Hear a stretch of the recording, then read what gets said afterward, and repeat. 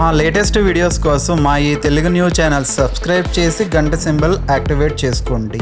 రేపే 27 మొదటి కార్తీక సోమవారం పరమ పవిత్రమైన రోజు, శివుడికి ఎంతో ఇష్టమైన రోజు. ఈరోజు భక్తులందరూ గుళ్లకు వెళ్తూ ఉంటారు, ఉపవాసం ఉంటారు, పూజలు చేస్తారు. అయితే ఇంతటి విశేషమైన కార్తీక సోమవారం రోజున పొరపాటున కూడా ఇంట్లోని ఆడవారు ఈ కూరను వండకూడదు. ఎవరు ఈరోజు ఈ కూరను తినకూడదు. కార్తీక సోమవారం రోజు తెలియక ఈ కూరను ఇంట్లో వండినా తిన్నా 7 జన్మల దరిద్రం పడుతుంది. లేనిపోని కష్టాలు వస్తాయి. పరమేశ్వరుడి కోపానికి గురి అవుతారు. సంవత్సరమంతా కష్టాలు అనుభవించాల్సిన పరిస్థితులు వస్తాయి. చేతిలో చిల్లి గవ్వ కూడా మిగలదు. కనుక కార్తీక సోమవారం రోజు పొరపాటున కూడా ఈ కూరను తినకండి. ఇంట్లోనే కాదు, ఇంటి బయట అంటే హోటల్స్లో, రెస్టారెంట్స్లో ఎక్కడా కూడా ఈ కూరను తినవద్దు. కార్తీక సోమవారం రోజు ఏం తినకూడదంటే నాన్ వెజ్ తినకూడదని అందరికీ తెలుసు. ఈ నాన్ వెజ్ ఒక్కటే కాదు, కూరగాయల్లో కూడా కొన్ని తినకూడదు. ఈ కూరగాయలను తిని మీరు ఎన్ని పూజలు చేసినా ఫలితం అనేది రాదు. అంటే ఈరోజు మీరు ఎంత శ్రద్ధగా పూజ చేసినా తెలియక ఈ కూర తిన్నారంటే ఆ పూజా ఫలం మీకు దక్కదు. మరి ఇంతకీ కార్తీక సోమవారం రోజు ఏ కూరను తినకూడదు అనే విషయాన్ని ఇప్పుడు మనం ఈ వీడియోలో వివరంగా తెలుసుకుందాం. ఫ్రెండ్స్, ఫస్ట్ అయితే కామెంట్ బాక్స్లో ఓం నమః శివాయ, హర హర మహాదేవ, శంభో శంకర అని కామెంట్ చేయండి. అలాగే ఈ వీడియోకి ఒక లైక్ కొట్టి మాకు సపోర్ట్ చేయండి. కార్తీక సోమవారం రోజు గుడికి వెళ్ళినప్పుడు కానీ లేదా పూజ చేసినప్పుడు కానీ తెలుపు లేదు ఆకుపచ్చ రంగులో ఉండే దుస్తులు ధరిస్తే చాలా మంచిది. ఆడవారైనా లేదా మగవారైనా కార్తీక సోమవారం రోజు ఈ రంగు దుస్తులు ధరిస్తే శివానుగ్రహం కలుగుతుంది, అష్టైశ్వర్యాలు సిద్ధిస్తాయి. కాబట్టి ఈరోజు అందరూ ఈ రంగులో ఉండే దుస్తులను ధరించండి. అలాగే కార్తీక సోమవారం పూజ చేసుకునే స్త్రీలు ఉదయాన్నే నిద్రలేచి చన్నీటితో స్నానం చేసి ఇల్లంతా శుభ్రం చేసుకొని ఇల్లంతా పసుపు నీళ్లు చల్లుకోవాలి. గడపకు పసుపు రాసి కుంకుమ బొట్లు పెట్టి ఇంటి ముందు చక్కటి ముగ్గు వేసుకోవాలి. కార్తీక సోమవారం పూజను ఉదయం 6 నుండి 8 గంటల 15 నిమిషాల్లోపు పూర్తి చేసుకోవాలి. కార్తీక సోమవార పూజకు ఇదే శుభ సమయం. ఈరోజు ఉదయం ముందు పూజ గదిలో దీపాన్ని పెట్టి ఆ తర్వాత తులసి కోట వద్ద కూడా తప్పనిసరిగా దీపం పెట్టాలి. అలాగే కార్తీక సోమవారం రోజు మీకు ఏ సమయంలో అయినా సరే కుక్క కనిపిస్తే ఆ కుక్కకు పాలు పంచదార కలిపిన అన్నాన్ని పెట్టండి. అలా పెట్టడం వలన జన్మ జన్మల పాపాలు పోతాయి, మీకు మహాపుణ్యం వస్తుంది. కార్తీక సోమవారం రోజు మీరు శివాలయానికి వెళ్ళినప్పుడు అక్కడ మామూలు దీపంతో పాటుగా ఒక ఉసిరి దీపాన్ని కానీ లేదా ఒక కొబ్బరి దీపాన్ని కానీ లేదా ఒక ఉమ్మెత్త దీపాన్ని కానీ వెలిగించండి. అలా వెలిగిస్తే పరమేశ్వరుడి యొక్క సంపూర్ణ అనుగ్రహం సిద్ధిస్తుంది, ఐశ్వర్య ప్రాప్తి కలుగుతుంది. ఈ కార్తీక సోమవారం రోజు అందరూ ఎంతో నిష్టగా ఉపవాసం ఉంటారు, పూజలు చేస్తూ ఉంటారు. కానీ తెలియక ఈ కూరను తినేస్తూ ఉంటారు. అలా ఈ కూరను తినటం వలన మీరు చేసిన పూజలకు ఎటువంటి ఫలితం రాదు, పూజలన్నీ వృధాగా పోతాయి. అందుకే కార్తీక సోమవారం రోజు అస్సలు ఈ కూరను తినకూడదని పురాణాలు చెప్తూ ఉన్నాయి. ముఖ్యంగా ఈ కార్తీక సోమవారం రోజు పొరపాటున కూడా ఇంట్లోని ఆడవారు వంకాయ, పుట్టగొడుగులు, గుమ్మడికాయ కూరలను వండకూడదు. ఈరోజు ఎవరు ఈ కూరలను తినకూడదు అని శాస్త్రాలు చెప్తూ ఉన్నాయి. కూరల రూపంలో అయినా సరే, ఫ్రైల రూపంలో అయినా సరే, బజ్జీల రూపంలో, పచ్చళ్ళ రూపంలో, ఇలా ఏ రూపంలోనూ కూడా వంకాయ, పుట్టగొడుగులు మరియు గుమ్మడికాయను తినకూడదు.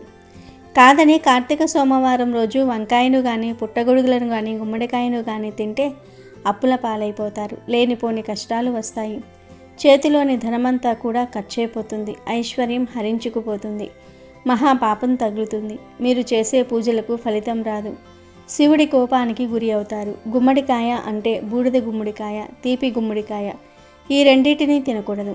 జ్యూస్ల రూపంలో కూడా వీటిని తాగకూడదు. కనుక ఈరోజు గుమ్మడికాయను కూర రూపంలో కావచ్చు, పులుసు రూపంలో కావచ్చు, గుమ్మడికాయల రూపంలో కావచ్చు, గుమ్మడి వడియాల రూపంలో కావచ్చు, అలాగే గుమ్మడికాయతో హల్వా చేస్తారు, ఆ రూపంలో కావచ్చు, జ్యూస్ రూపంలో కావచ్చు, ఇలా ఏ రూపంలోనూ కూడా గుమ్మడికాయను తినకూడదు. ఈ మధ్యన చాలామంది గుమ్మడికాయ జ్యూస్ని ప్రతిరోజు త్రాగుతూ ఉన్నారు. అలా తాగితే ఆరోగ్యానికి చాలా మంచిది. కానీ ఈ ఒక్కరోజు మాత్రం అలా చేయవద్దు. గుమ్మడికాయను ఏ రూపంలోనూ తీసుకోవద్దు. అలాగే పుట్టగొడుగులను కూడా తినవద్దు. పుట్టగొడుగులంటే చాలామందికి ఇష్టం, కానీ కార్తీక సోమవారం రోజు దయచేసి వాటిని తినవద్దు. వీటితో పాటుగా వంకాయను కూడా ఏ రూపంలోనూ కూడా తినవద్దు. వంకాయ బజ్జీ, వంకాయ పచ్చడి, వంకాయ కూర ఫ్రై, సాంబార్లో వేసుకుని కానీ ఏ రూపంలోనూ కూడా తినవద్దు. ఈ 3 కూరలను తెలియక తిన్నా కూడా మహాదోషం తగులుతుంది. కనుక కార్తీక సోమవారం రోజు ఎవరూ కూడా ఈ కూరలను వండవద్దు, తినవద్దు. వీటితో పాటుగా కార్తీక సోమవారం రోజు నాన్ వెజ్ కూడా తినకూడదు. అంటే మాంసము, చేపలు, రొయ్యలు, పీతలు, నత్తలు, గుడ్లు ఇలాంటివేమీ కూడా ఈరోజు టచ్ చేయకూడదు. కూరల రూపంలో కాదు, ఏ రూపంలోనూ కూడా వీటిని స్వీకరించకూడదు. దాదాపు అందరూ కార్తీక మాసంలో నాన్ వెజ్ తినరు, కానీ కొంతమంది పూజలు చేయని వారు తినేస్తూ ఉంటారు. అలాంటి వారు ఆదివారం రోజు మాంసం దుకాణాల దగ్గరకు వెళ్ళి మాంసమో చేపలో ఏదో ఒకటి కొని తెచ్చుకొని వండుకొని తింటూ ఉంటారు. ఆ కూర మిగిలిపోతే ఫ్రిడ్జ్లో పెట్టుకొని మళ్ళీ సోమవారం రోజు తింటూ ఉంటారు. కానీ గుర్తుపెట్టుకోండి, అలా కూడా ఈరోజు నాన్ వెజ్ తినకూడదు. మీరు కార్తీక మాసం వ్రతం పాటించకపోయినా కార్తీక మాసంలోని మిగతా రోజుల్లో నాన్ వెజ్ తిన్నా పర్వాలేదు, కానీ కనీసం ఒక్క కార్తీక సోమవారాల్లో మాత్రం నాన్ వెజ్ తినకుండా ఉండండి. కాదని కార్తీక సోమవారం రోజున నాన్ వెజ్ తిన్నారంటే మాత్రం భవిష్యత్తులో ఎన్ని ఘోరాలు జరుగుతాయో చెప్పలేము. పరమేశ్వరుడి ఆగ్రహానికి గురి అవుతారు. ఎక్కడా లేని కష్టాలన్నీ కూడా మీకు వస్తాయి. అంతేకాదు, ఎవరైతే కార్తీక సోమవారం రోజు నాన్ వెజ్ తింటారో వారు నరకానికి పోతారని కార్తీక పురాణం చెప్తుంది. కనుక దయచేసి కార్తీక సోమవారం రోజు నాన్ వెజ్ తినవద్దు. వంకాయ, పుట్టగొడుగులు, గుమ్మడికాయ నాన్ వెజ్ ఈ కూరలను కార్తీక సోమవారం రోజు తినకూడదు. కాదని తింటే చేతిలోని ధనమంతా కూడా పోతుంది. అప్పుల పాలైపోతారు. పరమేశ్వరుడి ఆగ్రహానికి గురి అవుతారు. నరకానికి పోతారు. కనుక ఎవరు ఈరోజు ఈ కూరలను తినకుండా జాగ్రత్తగా ఉండండి. పూర్ణిమ రోజు కృతికా నక్షత్రం ఉండే మాసాన్ని కార్తీక మాసం అంటారు. కార్తీక నక్షత్రం అగ్ని నక్షత్రం. శివుడి 3వ నేత్రం అగ్ని. తన తనయుడు కుమారస్వామిని కృతికలనే ఋషి పత్నులు పెంచటం వలన వారి పేరుతో ఉన్న కార్తీక మాసం అంటే ఆ మహాశివుడికి ఎంతో ప్రీతి. కార్తీక మాసంలోని సోమవారాలు చాలా విశేషమైనవి. తెలుగు పంచాంగం ప్రకారం తెలుగు నెలల్లో ప్రతి ఒక్క నెలకు ఏదో ఒక ప్రత్యేకత ఉంటుంది. అయితే అన్నిటికంటే కార్తీక మాసానికి ఎంతో ప్రాధాన్యత ఉంది. కార్తీక మాసంలో వచ్చే సోమవారాలకు మరింత ప్రాధాన్యత ఉంది. కార్తీక సోమవారం నాడు పరమేశ్వరుడికి ప్రత్యేక పూజలు చేసి ఉపవాస వ్రతం ఆచరించి దాన ధర్మాలు చేస్తే సకల పాపాల నుండి విముక్తి పొందవచ్చునని శాస్త్రాలు చెప్తూ ఉన్నాయి. కార్తీక సోమవారం అంటే శుభానికి సంకేతం. ఈ పవిత్రమైన రోజున సుమంగళి స్త్రీలు భక్తి శ్రద్ధలతో భోలా శంకరుణ్ణి పూజిస్తే దీర్ఘ సుమంగళి భాగ్యం లభిస్తుందని నమ్ముతూ ఉంటారు. అంతేకాదు, సోమవారం రోజున సూర్యోదయానికి ముందే నిద్రలేచి ప్రవహించే నదిలో స్నానం చేసి హరహర శంభో హరహర మహదేవ అంటూ ఈశ్వరుణ్ణి స్మరించుకుంటే కష్టాలన్నీ కూడా తొలగిపోయి అష్టైశ్వర్యాలు లభిస్తాయి. కార్తీక మాసంలోని సోమవారం పూట ఉపవాసం ఉండి పరమేశ్వరుని భక్తి శ్రద్ధలతో పూజించాలి. ఇలా చేయటం వల్ల కైలాసవాస దర్శనం భాగ్యం కలుగుతుందని శాస్త్రాలలో వివరించబడింది. దీన్నే కార్తీక నక్తాలు అని కూడా అంటారు. సాధారణంగానే సోమవారం అంటే ఈశ్వరుడికి ప్రీతికరమైనది. అందులోనూ కార్తీక సోమవారాలంటే శివుడికి మరింత ఇష్టం. సోమ అనే పదంలో సోమ అంటే సా ప్లస్ ఉమ అనే అర్థం వస్తుంది. అంటే ఉమతో కలిసి ఉన్న పరమేశ్వరుడిగా చెప్తూ ఉంటారు. ఈ కారణంగా సోమవారం రోజున శివుడికి ప్రత్యేక పూజలు చేయటం వల్ల విశేష ఫలితాలు వస్తాయని చాలామంది నమ్ముతూ ఉంటారు. కార్తీక సోమవారం వ్రతం చేయాలనుకునేవారు సోమవారం రోజు ఉదయాన్నే లేచి శుచిగా స్నానం చేసుకుని ఇంట్లో మరియు తులసి కోట దగ్గర దీపాలను పెట్టుకొని పరమేశ్వరుణ్ణి పూజించాలి. పత్రాలతో పూజ చేస్తే చాలా మంచిది. శివుడికి మీ ఇంట్లో స్వయంగా వండిన పాయసాన్ని నైవేద్యంగా సమర్పించాలి. దీన్ని మీరు తీసుకుని ఇతరులకు ప్రసాదంగా ఇవ్వాలి. ఈరోజు ఉపవాసం ఉండాలి. శివనామస్మరణ చేసుకుంటూ ఆ రోజును గడపాలి. తర్వాత ఆ రోజు సాయంత్రం ఏదైనా పరమేశ్వరుని ఆలయానికి వెళ్ళి కార్తీక దీపం వెలిగించటం వల్ల సకల దోషాల నుంచి విముక్తి లభిస్తుంది. సోమవారం సాయంత్రం 6 గంటల ప్రాంతంలో సుప్రసిద్ధ ఆలయాలు లేదా సమీపంలోని ఆలయాలకు చేరుకుని పంచముఖ గల దివ్యలతో దీపాలను వెలిగించడం ద్వారా శుభ ఫలితాలు చేకూరుతాయని పురోహితులు చెప్తూ ఉన్నారు. ఆలయానికి వెళ్ళలేని వారు కార్తీక సోమవారం రోజున సాయంత్రం సంధ్యావేళల్లో ఇంట్లో పరమేశ్వరుని ఎదుట దీపారాధన చేసుకోవాలి. ఇలా చేయటం వల్ల ఇంట్లో డబ్బు, ఆహారం కొరత అనేదే రాకుండా నిత్యం సుఖశాంతులు సిద్ధిస్తాయి. కార్తీక సోమవారం గురించి కార్తీక పురాణంలో ఎంతో చక్కగా వివరించారు. ఒకసారి జనక మహారాజు వశిష్ఠ మహామునిని కార్తీక మాసం గురించి వివరించమని అడుగుగా అందులో భాగంగా కార్తీక సోమవారం పవిత్రత గురించి వశిష్ఠుల వారు జనక మహారాజుకు ఇలా చెప్తాడు. జనక మహారాజా, కార్తీక మాసంలో సోమవారం వ్రతాన్ని భక్తి శ్రద్ధలతో ఆచరించేవారు శివానుగ్రహం పొంది చివరికి కైలాసాన్ని చేరుకుంటారు. కార్తీక మాసంలో వచ్చే ఏ సోమవారం రోజైనా సరే స్నాన జపాదులను ఆచరించిన వారు 1000 అశ్వమేధ యాగాలను చేసిన ఫలితాలను పొందుతారు.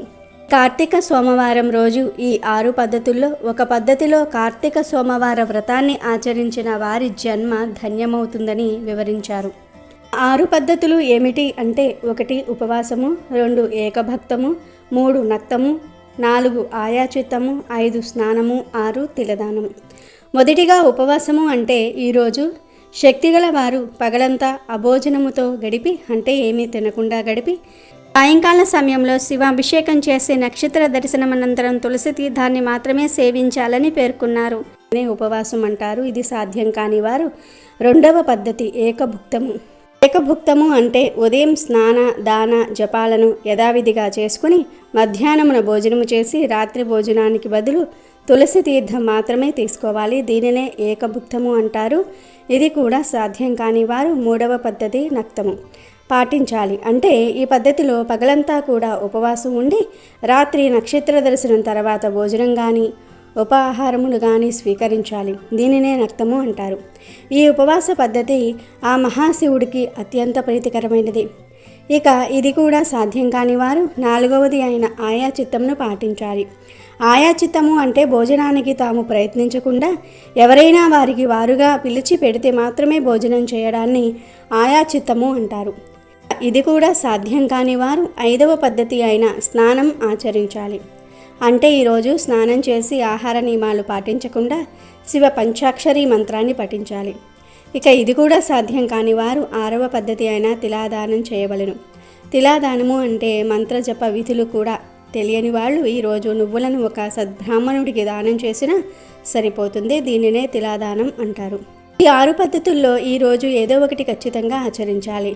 ఏ పద్ధతిని కూడా ఈ కార్తీక సోమవారం నాడు ఆచరించకుండా ఉంటే వారు 8 యుగాల పాటు కుంభీపాక రౌరవాది నరకాలను పొందుతారని జనక మహారాజుకు వశిష్ఠుల వారు చెప్పారు. అంతేకాదు కార్తీక మాసంలో వచ్చే ప్రతి సోమవారం నాడు పగలంతా ఉపవాసం ఉండి రాత్రి నక్షత్ర దర్శనం అనంతరము మాత్రమే భోజనం చేస్తూ ఆ రోజంతా ఓం నమః శివాయ అనే పంచాక్షరి మంత్రాన్ని జపిస్తూ ఉంటే తప్పనిసరిగా శివానుగ్రహం కలిగి అష్టైశ్వర్యాలు భోగభాగ్యాలు కలిగి శివ సాయుధ్యాన్ని పొందుతారని వశిష్ఠ మహాముని జనక మహారాజుతో చెప్పాడు. పిలిస్తే పలికే దైవం శివుడు. భోలాశంకరుడికి అభిషేకం చేయించటం ద్వారా పరిపూర్ణ జ్ఞానాన్ని దైవానుగ్రహాన్ని పొందవచ్చునని పురాణాలు తెలుపుతూ ఉన్నాయి. అభిషేకం సమయంలో దైవ విగ్రహాల నుంచి అత్యంత విలువైన శక్తులు వెలువడుతూ ఉంటాయి. అభిషేకాలు అంటేనే దేవతలు ప్రీతి చెందుతారు. అభిషేక ప్రియుడు శివుడు. అందుకే శివుడికి అభిషేకం చేయించటం ద్వారా విశేష శుభ ఫలితాలను పొందవచ్చును. సాధారణంగా శివుడిని నీటితో కానీ పాలతో కానీ అభిషేకిస్తూ ఉంటారు. ఏ ద్రవ్యంతో అభిషేకించిన ఫలితం ఒకేలాగా ఉంటుందని అనుకుంటూ ఉంటారు. కానీ మహర్షులు ఎంపిక చేసిన ఒక్కో ద్రవ్యంతో అభిషేకించటం వలన ఒక్కో ఫలితం ఉంటుందని చెప్పబడుతోంది. శివుడికి కొన్ని పదార్థాలతో అభిషేకం చేయిస్తే కోరుకున్న కోరికలు నెరవేరుతాయి. ముందుగా పసుపు పొడితో శివుడికి అభిషేకం చేయిస్తే ప్రభుత్వ అధికారుల నుంచి సానుకూలత లభిస్తుంది. తిరుమంజన పొడితో అభిషేకం చేయిస్తే దైవ అనుగ్రహం లభిస్తుంది. గ్రహ దోషాలు తొలగిపోతాయి. బియ్యపిండితో అభిషేకం చేయిస్తే అప్పుల బాధలు తొలగిపోతాయి. చందనాది తైలంతో అభిషేకం చేయిస్తే ఉదర సంబంధిత రుగ్మతలు తొలగిపోతాయి. పంచామృతంతో శివుడికి అభిషేకం చేయించటం ద్వారా అష్టైశ్వర్యాలు చేకూరతాయి. నేతితో శివాభిషేకం చేస్తే మోక్షం సిద్ధిస్తుంది. పాలతో పరమాత్మకు అభిషేకం చేయిస్తే ఆయుర్దాయం పెరుగుతుంది. పెరుగుతో శివ అభిషేకం ద్వారా సంతాన ప్రాప్తి చేకూరుతుంది. బత్తాయి పండ్ల రసంతో శివ అభిషేకం చేస్తే ఆరోగ్యం సిద్ధిస్తుంది. అనారోగ్యాలు మాయమవుతాయి. చెరుకు రసంతో శివ అభిషేకం చేయిస్తే ఆయుర్దాయంతో పాటు సంపూర్ణ ఆరోగ్యం లభిస్తుంది. నిమ్మరసంతో శివ అభిషేకం చేస్తే శత్రుభయం ఉండదు. యమభయం ఉండదు. కొబ్బరి నీటితో శివ అభిషేకం చేస్తే ఉన్నత పదవులు, హోదా, గౌరవము, కీర్తి చేకూరుతుంది. ఉసిరికాయ పొడితో శివ అభిషేకం చేయిస్తే రోగాలు మటుమాయమవుతాయి. పన్నీరుతో శివ అభిషేకం చేస్తే సంతోషకరమైన జీవనం ప్రాప్తిస్తుంది. చందనంతో శివ అభిషేకం చేయటం ద్వారా కీర్తి ప్రతిష్టలు ఇనుమడిస్తాయి. గరికి నీటితో శివ అభిషేకం చేస్తే నష్టమైన ద్రవ్యము తిరిగి పొందగలరు. పెరుగుతో అభిషేకిస్తే బలము, ఆరోగ్యము, యశస్సు లభించును. భస్మాభిషేకంచే మహాపాపాలు నశించును. అలాగే అన్నాభిషేకం ద్వారా ఈతి బాధలు ఉండవు. సకల సంతోషాలు సిద్ధిస్తాయి. తేనెతో ఈశ్వరుడికి అభిషేకం చేయిస్తే అద్భుతమైన పాత్రం సొంతమవుతుందని ఆధ్యాత్మిక పెద్దలు చెప్తూ ఉన్నారు. ఎంతో పవిత్రమైన ఈ కార్తీక సోమవారం రోజున మీరు ఈ చెట్టును తాకితే చాలు మీ దశ మారిపోతుంది. నరక బాధలు పోతాయి. కైలాస ప్రాప్తి కలుగుతుంది. 1000 సంవత్సరాలు శివలోకంలో జీవిస్తారు. ధనలాభం కలుగుతుంది. కోట్ల వర్షం కురుస్తుంది అని శాస్త్రాలు చెప్తూ ఉన్నాయి. హిందువులు అన్ని జీవుల్లోనూ కూడా దేవుణ్ణి చూశారు. అందువల్లనే ఆవులు వంటివి పూజనీయ జంతువులయ్యాయి. అలాగే కొన్ని పర్వతాలు పుణ్యస్థలాలయ్యాయి. కొన్ని నదులు పుణ్య నదులయ్యాయి. వాటికి ఆ పవిత్రత ఏ విధంగా వచ్చిందో వివరించే కథలు కూడా ఉన్నాయి. అలాగే చెట్లల్లో కూడా దేవుణ్ణి చూశారు. కొన్ని చెట్లను దేవతా వృక్షాలన్నారు. నిజానికి చెట్లు భూమి మీద సౌరశక్తిని గ్రహించుకునే కేంద్రాల్లో ముఖ్యమైనవి. అవి మనకు కాయలు, పండ్లు, పువ్వులు, ఔషధాలు ఇవ్వటంతో పాటు వంట చెరుకు వంటివి ఇచ్చి మానవాళి మనుగడకు ఎంతగానో తోడ్పడుతూ ఉన్నాయి. అయితే చెట్లకు కూడా మనుషుల మాదిరి ఆనందము, బాధ వంటివి ఉంటాయని మనువు పేర్కొన్నారు. ఈ విషయం ఆధునిక విజ్ఞాన శాస్త్రరీత్యా కూడా నిరూపితమైంది. భారతీయ ఋషులు సైతం కొన్ని వృక్షాలను పవిత్రమైనవిగా పేర్కొన్నారు. ప్రత్యేకించి కార్తీక సోమవారం నాడు మారేడు చెట్టును తాకితే చాలు శివ అనుగ్రహం కలుగుతుంది. కష్టాలన్నీ కూడా పోతాయి. మీ జీవితం అద్భుతంగా మారుతుంది. ఎందుకంటే కార్తీక సోమవారం నాడు మారేడు చెట్టుకు విపరీత శక్తులు వస్తాయి. మారేడు చెట్టులోని ధాతువులు యాక్టివేట్ అవుతూ ఉంటాయి. కనుక ఈరోజు మారేడు చెట్టును తాకితే ఒంట్లోని దోషాలు, రోగాలు, నెగిటివ్ ఎనర్జీ పోతాయి. మీకు తిరిగిలేని రాజ్యయోగం పడుతుంది. మీకు ఉండే ధన సమస్యలు, కష్టాలు పోతాయి. కనుక కార్తీక సోమవారం రోజు మీకు ఎక్కడ మారేడు చెట్టు కనిపించినా ఆ చెట్టుకు చెంబుతో కొన్ని నీళ్లు పోసి తర్వాత మారేడు చెట్టు చుట్టూ కూడా 3 ప్రదక్షిణాలు చేయండి. ఆ తర్వాత మారేడు చెట్టును 11 సార్లు తాకండి. అలా తాకేటప్పుడు మనసులో మీ కోరికను చెప్పుకోండి. అలా చెప్పుకోవటం వలన మీ కోరిక త్వరగా నెరవేరుతుంది. ఇలా మారేడు చెట్టును తాకిన తర్వాత ఆ చెట్టు కింద ఒక మట్టి ప్రమిదలో ఆవు నెయ్యి లేదా నువ్వుల నూనె పూసి 3 వత్తులు వేసి దీపం 1 పెట్టండి. తర్వాత కాసేపు మారేడు చెట్టు దగ్గర కూర్చోండి. మారేడు చెట్టు నుంచి వచ్చే గాలిని పీల్చండి. అలా పీల్చటం వలన మీకేమైనా రోగాలు, బాధలు ఉంటే పోతాయి. ఇదంతా చేసే టైం లేదు అనుకునేవారు కార్తీక సోమవారం రోజు జస్ట్ మారేడు చెట్టును తాకినా చాలు. అందులోని అద్భుత శక్తులు మీ శరీరంలోనికి ప్రవేశించి మీ దశ మారిపోతుంది. సకల దేవతల అనుగ్రహం లభిస్తుంది. పరమేశ్వరుడి అనుగ్రహం లభిస్తుంది. మీ శరీరానికి మంచి పాజిటివ్ ఎనర్జీ వస్తుంది. మీ కష్టాలు, బాధలు పోతాయి. తరతరాలకు తరగని ఐశ్వర్యం కలుగుతుంది. అంతేకాదు ఇలా కార్తీక సోమవారం నాడు మారేడు చెట్టును తాకటం వలన చెట్టు మనల్ని నరకం నుండి తప్పిస్తుంది. కనుక మరణించాక నరక బాధలు ఉండకూడదు అనుకుంటే తప్పనిసరిగా కార్తీక సోమవారం రోజు మారేడు చెట్టును తాకాలి. మారేడు చెట్టు మహిమను గురించి శివపురాణం వివరిస్తుంది. సృష్టిలో మారేడు చెట్టుకు ఒక గొప్పతనం ఉంది. అది ఏమిటి అంటే పువ్వు పుయ్యకుండా కాయ కాస్తుంది. మారేడు దళము 3గా ఉంటుంది. అందుకే త్రిదళం, త్రిగుణాకారం, త్రినేత్రం చ త్రియాయుధం, త్రిజన్మ పాప సంహారం, ఏకబిల్వం శివార్పణం అని తలుస్తూ ఉంటాము. మారేడు చెట్టుకు ప్రదక్షిణం చేస్తే 33 కోట్ల మంది దేవతలకు ప్రదక్షిణం చేసినట్లే. ఇంట్లో మారేడు చెట్టు ఉంటే ఆ మారేడు చెట్టు కింద కూర్చొని ఎవరైనా సరే జపం చేసినా, పూజ చేసినా అపారమైనటువంటి సిద్ధి కలుగుతుంది. మారేడు చెట్టు ఆకు కూడా చాలా విశేషమైనది. శివుడికి చాలా ఇష్టమైనది. మారేడు చెట్టు శివ స్వరూపమైనదిగా చెప్పబడుతోంది. మారేడు దళాలు బ్రహ్మ, విష్ణు, పరమేశ్వరులకు ప్రీతికులుగా చెప్పబడుతూ ఉన్నాయి. అంతేకాకుండా 3 ఆకులు గల మారేడు దళాన్ని పరమశివుడి 3 నేత్రాలుగా విశ్వసిస్తూ ఉంటారు. మారేడు చెట్టు మూలంలో సమస్త లోకాలలోని పుణ్య తీర్థాలు దాగి ఉంటాయని చెప్పబడుతోంది. మారేడు చెట్టు మూలంలో నిలిచిన నీటితో స్నానం చేయటం వలన గంగానది స్నాన ఫలితం దక్కుతుందని అంటూ ఉంటారు. మనకు శాస్త్రంలో 5 లక్ష్మీ స్థానములు ఉన్నాయని చెప్పారు. అందులో మారేడు దళము ఒకటి. లక్ష్మీదేవి కుడి చేతితో సృష్టించిన చెట్టు మారేడు చెట్టు. అందుకే ఆ చెట్టును పండిన కాయను శ్రీఫలం అని పిలుస్తూ ఉంటారు. మారేడు దళం చాలా పవిత్రమైనది. మారేడు చెట్టు అమోఘమైనది గనుక కార్తీక సోమవారం నాడు మీరు కూడా ఈ విధంగా మారేడు చెట్టును తాకండి. సకల ఐశ్వర్యాలను పొంది ఆనందంగా జీవించండి. కార్తీక మాసం నెల రోజులు దీక్షలో ఉండవచ్చు. అలా ఉండలేని వారు కనీసం కార్తీక సోమవారాలైనా కొన్ని నియమాలు పాటించాలని ధర్మశాస్త్రం చెప్తుంది. సోమవారానికి అధిపతి చంద్రుడు. చంద్రుడు మనఃకారకుడు. మనసును అదుపులో పెట్టుకోవాలనుకునేవారు, అంటే అనవసరమైన కోరికల వైపు వెళ్ళనీయకుండా ఒక క్రమ పద్ధతిలో తమకు ఏది అవసరం ఏది కాదు తెలుసుకొని తమ కర్మలను తగ్గించుకోవాలనుకునేవారు ఈ సోమవారాలు ప్రాతకాలాన్ని స్నానం చేసి రోజంతా ఉపవాసం ఉండి రాత్రి చంద్రుణ్ణి చూశాక భోజనం చేయటం మంచిది. దీనినే నక్తము అంటారు. ఒక సర్వేలో కూడా తెలిసిన విషయం ఏమిటి అంటే సోమవారం ఉదయం గుండెపోటుతో మరణించే వారి శాతం మిగతా రోజులలో కంటే ఎక్కువగా ఉంటుంది. దానికి కారణం చంద్రుడు మనస్సు చాలా చంచలమైనది. అది ఒకరి మాట వినదు.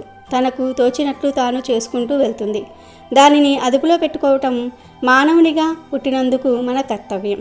ఆ కర్తవ్యాన్ని మరిచి పనులు అనుకూలంగా జరిగి మంచి ఫలితం వస్తే తాము గొప్పగా చేశామని, పనులు అనుకూలంగా లేకపోతే భగవంతుడు అనుకూలించలేదని తమ గొప్పలు చెప్పుకుంటూ ఉంటారు.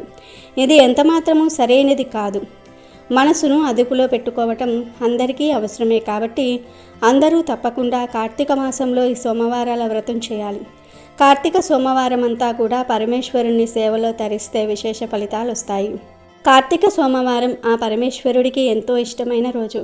ఈ కార్తీక సోమవారం రోజున పరమశివుడికి అభిషేకాలు పూజలు చేయటం వల్ల స్వామివారు ప్రీతి చెంది ఆయన అనుగ్రహం ఎల్లవేళలా మనపై ఉంటుంది. కార్తీక సోమవారం రోజు ముత్తైదువులు ఆలయానికి వెళ్ళి శివుడిని దర్శిస్తే మాంగళ్య బలం చేకూరుతుంది. కార్తీక మాసంలో శివుడు ఆలయాలను సందర్శించి బిల్వదళాలతో ఆయనను పూజించడం ఎంతో శుభమని పురాణాలు చెప్తూ ఉన్నాయి. ఇక ఈ కార్తీక సోమవారం రోజు శివుడిని ఏ పూలతో పూజిస్తే మంచిది అనే విషయానికి వస్తే పరమశివుడు భక్తుల దేవుడు. హృదయపూర్వకంగా పూజిస్తే మహాదేవుడు కోరుకున్నవన్నీ కూడా ఇచ్చేస్తాడని చెప్తూ ఉంటారు. పూల విషయానికి వస్తే ఉమ్మెత్త శివుడికి ఇష్టమైన పుష్పం. అమృత మదనం నుండి వెలువడిన విషాన్ని శివుడు తాగగానే శివుని వక్షస్థలం నుండి ఈ పుష్పం వచ్చింది. అందుకే అహం, శత్రుత్వం, అసూయ, ద్వేషం అనే విషయాన్ని వదిలించుకోవడానికి శివపూజ సమయంలో ఉమ్మెత్త పుష్పాన్ని శివుడికి సమర్పిస్తూ ఉంటారు. ఈ పూలతో శివుణ్ణి పూజిస్తే చేసిన పాపాల నుంచి విముక్తి లభిస్తుంది. అలాగే మందార పువ్వు. ఈ పువ్వుతో శివుణ్ణి పూజిస్తే కైలాసంలో నివసించే వరం కలుగుతుంది. ఇంకొక పుష్పం కరవీర పుష్పం. కరవీర పువ్వు బ్యాక్టీరియాను చంపి వ్యాధులను దూరం చేస్తుంది. అనారోగ్యంతో ఉన్నవారు ఈ పువ్వును శివుడికి సమర్పించి భక్తితో పూజిస్తే తప్పకుండా అనారోగ్యం నయమవుతుంది. అలాగే శివుడికి మల్లె పువ్వులను సమర్పిస్తే మీ ఇంట్లో ఐశ్వర్యము, సంపదలు పెరుగుతాయి. అలాగే శివుడిని గులాబీ పూలతో, తామర పువ్వులతో, నల్ల కలువ పూలతో పూజించటం వల్ల 5 మహాపాపాలు తొలగిపోతాయి. అలాగే జిల్లేడు పూలతో శివుడిని ఆరాధిస్తే మీ కుటుంబంలోని సమస్యలు తొలగిపోతాయి. పూర్వకాలంలో కాశ్మీర్ దేశంలో ఒక బ్రాహ్మణుడు ఉండేవాడు. అతడు పురోహిత వృత్తిని చేపట్టి తన కుటుంబాన్ని పోషించుకుంటూ ఉండేవాడు. అతనికి చాలా రోజులకి ఒక కుమార్తె జన్మించింది. ఆమె పేరు స్వాతంత్ర్య నిష్ఠరి. తండ్రి ఆమెను సౌరాష్ట్ర దేశీయుడైన మిత్ర శర్మ అనే ఒక సద్బ్రాహ్మణ యువకుడికి ఇచ్చి పెళ్లి చేశారు. ఆ బ్రాహ్మణ యువకుడు 4 వేదములు, శాస్త్రములు అభ్యసించినవాడు. సదాచార పారాయణుడు, భూతదయ కలిగినవాడు, నిత్య సత్యవాది, నిరంతరము భగవన్నామ స్మరణ చెయ్యువాడు. ఇటువంటి సద్గుణాలు కలిగిన అతన్ని ప్రజలు అపర బ్రహ్మ అని కూడా కీర్తిస్తూ ఉండేవారు. ఇటువంటి ఉత్తమ పురుషుణ్ణి భార్య అయినటువంటి నిష్ఠురి యవ్వన గర్వంతో కన్ను మిన్ను కానక పెద్దలను దూషిస్తూ అత్తమామలను, భర్తను తిట్టుచూ, కొట్టుచూ, రక్కుచూ, పరపురుష సాంగత్యము గలదై వ్యభిచారిణి అయి తన ప్రియులు తెచ్చిన తినుబండారములు, బట్టలు, పువ్వులు ధరిస్తూ దుష్టురాలై తిరుగుతూ ఉండేది. ఆమె వంశమునకు అప్రతిష్ట వస్తుందని అత్తమామలు ఆమెను తమ ఇంటి నుండి వెళ్ళగొట్టారు. కానీ శాంతస్వరూపుడైన ఆమె భర్తకు మాత్రం ఆమె పైన అభిమానము పోలేదు. ఆమె ఎంతటి నీచ కార్యములు చేసినా ఓపికతో సహించేవాడే కానీ పొమ్మనలేదు, విడిచిపెట్టలేదు. ఆమెతోనే కలిసి కాపురము చేస్తూ ఉండేవారు. కానీ చుట్టుప్రక్కల వారు ఆ నిష్ఠురి గయ్యాళితనమును అసహించుకొని ఆమెకు కర్కస అనే ఎగతాళి పేరును పెట్టారు. అది మొదలందరూ కూడా ఆమెను కర్కస అనే పిలుస్తూ ఉండేవారు. ఇట్లు కొంతకాలము అయ్యాక ఆ కర్కస ఒకనాటి రాత్రి సయ్యపై తన భర్త గాఢ నిద్రలో ఉన్న సమయము చూసి మెల్లగా లేచి తాళి కట్టిన భర్త అన్న విచక్షణ కానీ దయా దాక్షణ్యాలు కానీ లేకుండా ఒక బండరాతిని తెచ్చి అతని తలపై గట్టిగా కొట్టింది. వెంటనే అతడు మరణించాడు. భర్త మృతదేహమును రహస్యంగా దొడ్డిదారిన తీసుకుని పోయి ఊరి చివరి ఉన్న పాడుబడిన నూతిలో వేసి పైన చెత్త చెదారములతో నింపి ఏమీ ఎరుగని దానిలాగా తిరిగి ఇంటికి చేరుకుంది. ఇక తనకు అడ్డు చెప్పేవారు లేరని మరింత విస్తృతంగా ప్రవర్తించటం మొదలుపెట్టింది. తా చెడ్డకోతి వనమల్లా చేర్చిందన్న చందాన పడుచు కన్యలను ఇతర ఇల్లాలను తన మాటలతో చెరదీసి వారికి కూడా దుర్బుద్ధులు నేర్పి పాడు చేసి విటులకు తార్చి ధనార్జన చేయటం మొదలుపెట్టింది. యవ్వన బింకము ఎంతో కాలము ఉండదు కదా. కాలం ఒక్క రీతిగా నడవదు. క్రమక్రమంగా ఆమెలోని యవ్వనము నశించినది. శరీరములో మోహ వ్రణములు బయలుదేరాయి. ఆ పుళ్ళ నుంచి చీము రక్తము రసి కారుతోంది. దానికి తోడు శరీరమంతా కుష్టి వ్యాధి బయలుదేరి భయంకరమైన కంపు కొడుతోంది. రోజురోజుకు ఆమె శరీర పటుత్వము కృషించి కురీపిగా మారి భయంకర రోగములతో బాధపడుతోంది. ఆమె యవ్వనంలో ఉండగా ఎన్నో విధాల తృప్తి కలిగించిన విటలులు ఏ ఒక్కరూ కూడా ఇప్పుడు ఆమెను కన్నెత్తి కూడా చూడటం లేదు. కర్కస ఇలా నరక బాధలను అనుభవిస్తూ కొంతకాలానికి పురుగులు పట్టి చనిపోయింది. బ్రతికినన్నాళ్ళు కూడా ఒక్కసారైనా సరే పురాణ శ్రవణమైనా చెయ్యని పాపిష్ఠురాలు కదా. చనిపోయిన వెంటనే భయంకరులైన యమభటులు ఆమెను తీసుకుని పోయి ప్రేతరాజైన యముని సన్నిధిలో ప్రవేశపెట్టారు. యమధర్మరాజు చిత్రగుప్త వారిచే ఆమె పాపపుణ్యముల జాబితాను చూపించి, భటులారా, ఈమె పాపచరిత్ర అంతింతా లేదు. వెంటనే ఈమెను తీసుకుని వెళ్ళి ఎర్రగా కాల్చిన ఇనుప స్తంభములకు కట్టేయండి అని ఆజ్ఞాపించారు. విటులతో సుఖించినందుకు గాను యమభటులు ఆమెను ఎర్రగా కాల్చిన ఇనుప స్తంభమును కౌలించుకోమని చెప్పారు. భర్తను బండరాతితో కొట్టి చెప్పినందుకు గాను ఇనుప గదలతో కొట్టారు. పతివ్రతలను వ్యభిచారిణులుగా మార్చిన పాపానికి సలసలా కాగిన నూనెలో పడేశారు. తల్లిదండ్రులకు అత్తమామలకు అపకీర్తి తెచ్చినందుకు సీసము కరిగించి నోటిలోనూ చెవులలోనూ పోసి ఇనుప కడ్డీలు కాల్చి వాతలు పెట్టారు. చివరికి కుంభీపాకమనే నరకములో పడవేశారు. అందులో ఉండే ఇనుప ముక్కలు గల కాకులు, విషసర్పాలు, తేళ్లు, జెరులు ఆమెను కుట్టాయి. ఆమె చేసిన పాపములకు గాను ఇటు 7 తరాల వాళ్ళు, అటు 7 తరాల వాళ్ళు నరక బాధలు పడుతూ ఉన్నారు. ఈ ప్రకారముగా నరక బాధలను అనుభవించి చివరికి కళింగ దేశములో కుక్క జన్మ ఎత్తిందా నిష్ఠురి. ఆకలి బాధ పడలేక ఇల్లిల్లు తిరుగుతూ ఉంటే ఆ కుక్కను కర్రలతో కొట్టేవారు కొందరైతే తిట్టేవారు, ఈసడించుకునేవారు ఇంకొందరు. ఇదిలా ఉండగా ఒకరోజు ఒక సదాచార పారాయణుడైన ఒక బ్రాహ్మణుడు కార్తీక సోమవార వ్రతమాచరించి ఉపవాసం ఉండి సాయంత్రము నక్షత్ర దర్శనము చేసి బలి అన్నము అరుగుపైన పెట్టి కాళ్ళు చేతులు కడుక్కోవడానికి లోపలికి వెళ్ళాడు. ఆ సమయంలో కుక్కగా ఉన్న నిష్ఠురి వచ్చి ఆ బలి అన్నమును తిన్నది. వ్రత నిష్ఠాగరిష్ఠుడైన ఆ బ్రాహ్మణుని పూజా విధానము తర్వాత జరిపించిన బలి అన్నం అవ్వటం చేత ఆ రోజు కార్తీక మాస సోమవారం అవ్వటం వల్ల ఆ కుక్క ఆ రోజంతా ఆహారం దొరక్క ఉపవాసంతో ఉండటం వల్ల శివపూజ పవిత్ర స్థానమైన ఆ ఇంట దొరికిన ప్రసాదము తినుట వల్ల ఆ శునకమునకు జన్మాంతర జ్ఞానం కలిగింది. వెంటనే ఆ శునకము విప్రోక్తమా, నన్ను కాపాడు అని మొరపెట్టుకుంది.